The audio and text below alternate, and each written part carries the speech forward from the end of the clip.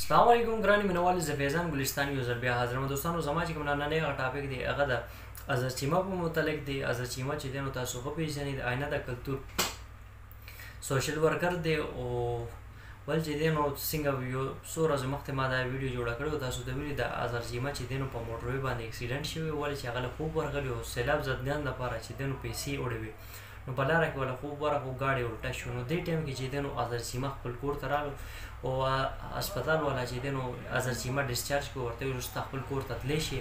نو ازرچیمه دې وخت چې دی نو بالکل ټیک ټاک دی او شکر الحمدلله الله پاک ژوند او مرګ دا د الله په لاس کې دی. نو الله پاک ولا صحت ورکړو نوی ژوند ولا ورکړو. خبره به داسې کوم چې الله پاک ولا نوی ژوند ورکړو. نو الله پاک دی دا نوی ژوند ورکړی دی نو الله پاک دی چې دی نو بدو کارونو نه بچ ساتي.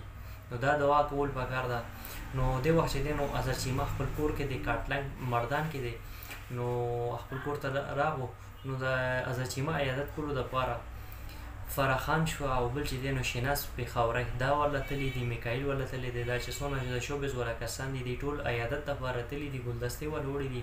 نو دا دعا کوي چې الله پاک چې دی نو روغي کړي تندرستي کړي واپس چې دی نو خپل کار دی سټارټ کړي. نو به حیثیت مسلمان زموږ دا فرض دی چې کوم ځای کې مسلمان ورور زموږ خوږ شوي دی یا چې دی نو زخمی دی یا بیمار دی په کور کې دی که په هسپتال کې دی نو موږ ته دا پکار دی چې موږ هغه دپاره دعا وکړو چې الله پاک دی هغه له صحت ورکړي او نیکو ته پام کړي.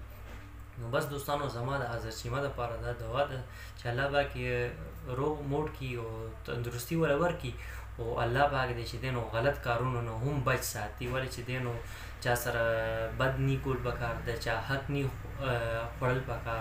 نو بس الله پاک دی چې دی نو ازرچیمه له دا چې کوم نوی ژوند ورکړی دی نو الله پاک دی چې دی نو ده له صبر هم ورکړي او د غریبانو مرسته کولو چې دی نو الله پاک دی نور هم وله توفیق ورکړي چې د غریبانو سره مرسته وکړي او د هغوی حق دې نه خوري. بس دوستانو زما دا میسج دا پیغام و که ویډیو کې ما نه څه غلطي شوي نو زه بخښنه غواړم.